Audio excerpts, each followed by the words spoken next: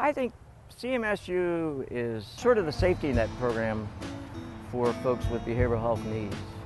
So we provide housing, we provide psychiatry, various levels of therapy, case management, crisis intervention. So we're pretty much of a system of care for folks with behavioral health issues. We became involved with Cmsu when my wife got ill, and Cmsu actually saved our family structure, our family unit, through intervening and helping my wife get all the necessary help that she needed.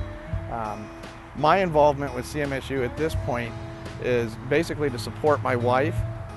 I got involved with Cmsu first as a consumer. They came along when I was hit with a mental illness, and I received services with them for 4 years. They never gave up on us. They never gave up on me as a husband. They tried to include me as much as they could, which was more than I ever got from anybody else. But before we got to Cmsu, we were in and out of the mental health system for probably about 12 or 13 years. And I didn't know what was going on. But in this case, my wife's caseworker and other people through Cmsu took the time to talk to me when nobody else did.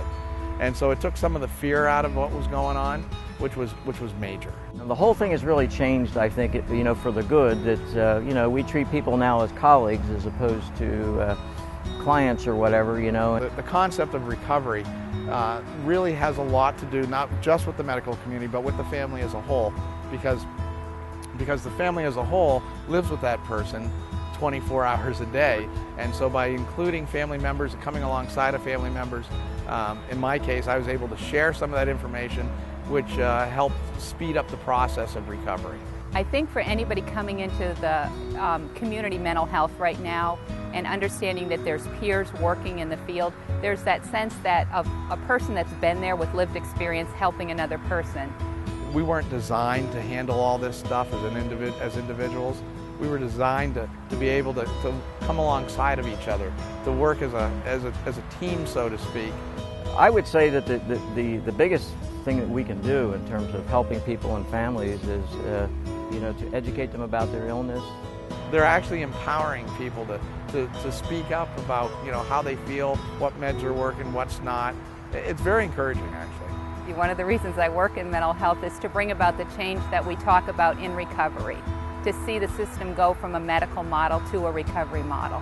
Well, I've been in the field about 30 years now, and I know when I started, the services were very prescriptive. The professionals that were working with people, it was a top-down kind of a thing where we felt that we knew best. People would come into mental health, and the goal was to get the person, the two words were to maintain them and stabilize within the community. And what we're saying to people now is, no, we want to see you flourish in the community. We want to see you become part of the community. Instead of telling them what they expect, they're asking them, what do they want? And it's really a switch. It's a paradigm switch is what it is. And it's interesting because it's working. I really believe that the people who are administrators and above me believe in recovery, and they don't just talk it, they put their money where their mouth is. We've gone from a budget of 0 in consumer and supported, kind of things to an 8% of the budget being now invested into recovery programs. I also see we built a new building. We have Recovery Central up and running. We've trained peer support people. In a population of about 165,000 people, at this current time we have about 15 people in the state hospital, and there were hundreds in there when I first started in the field. So I think the vast majority of folks with serious mental illness can live in the community now, and that's a great thing. They look at people's lived experiences, and they look at where they are in their recovery, and then they build on that, and they help people to develop and to become what they're meant to be.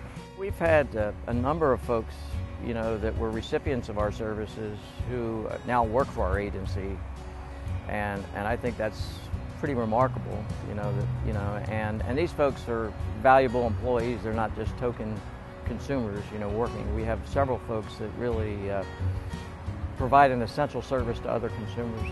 As I was receiving services with them, they hired me part-time to work in the drop-in center, and then I went from a part-time employee to a full-time employee to the supervisor of the drop-in center, and now I'm working in another department, and I am the supervisor of Recovery Central Clubhouse.